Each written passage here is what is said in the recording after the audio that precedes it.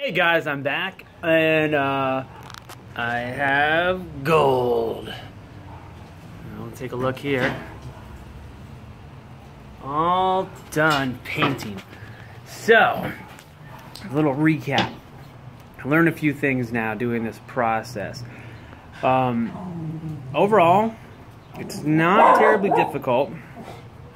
There are a lot of steps and a lot of areas where you can screw up the whole thing, and that's scary. But overall, it's not too bad. I learned that with the silvering chemicals, I luckily, this was just a shot in the dark why I did this. I decided to clear coat all the major pieces before I tinted them. And the thing in my head was like, if the tint's a little wrong, I can always buff it down to the clear, which would be sketchy, but it's doable, and then I wouldn't have to lose all the silver.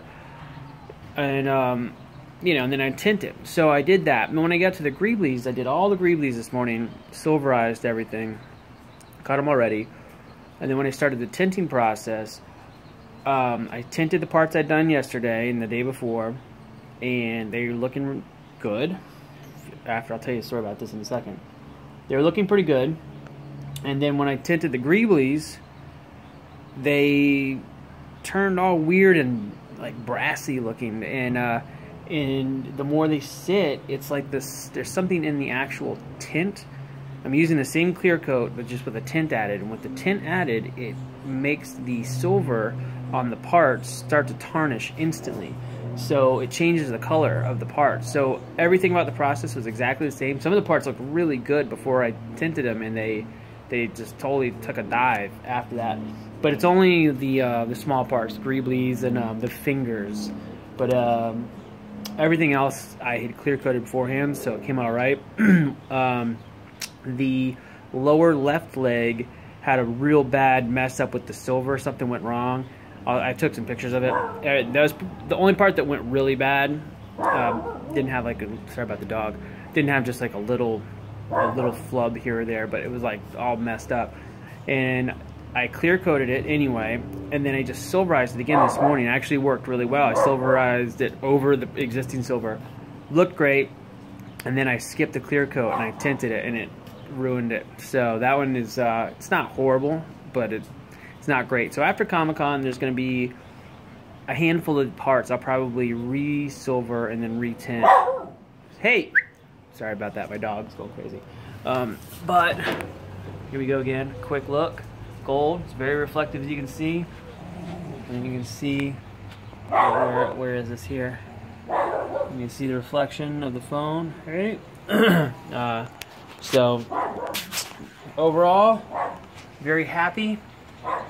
Oh, and today I started the tinting process, and the color that I chose, I got an SEM candy color, and on my test that I did, it looked pretty good. Like I thought, yeah, this is gonna work all right.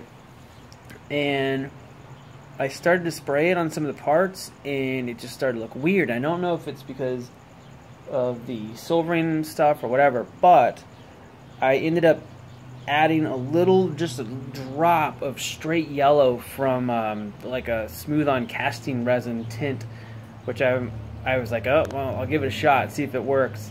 And it made the color just a little bit more yellow in a good way, because it was too brassy before. And I think it reads pretty well. So right now I think the color pretty closely matches the Revenge of the Sith suit. It's a little yellowy, but it's not like a incorrect look. I think when I do the next suit, I'll probably do the same color, but about 25% lighter on the tint, and see how that looks. And I can always pump it back up if I need to, but I'm very happy with how this came out. I'll take one more look. Sorry, I keep getting up and doing this, but so you can see, nice and shiny. Oh, my other parts are hanging over there at the tint, just curing for a little bit, and I got to reassemble it. And then Comic-Con, so day after tomorrow will be my first time wearing it all pretty like this. So hopefully it goes well. I'm sure I'll tear up the shorts and tear up the arms and all kinds of stuff, but we'll see. But anyway, thanks for watching, guys. Yay. Bye.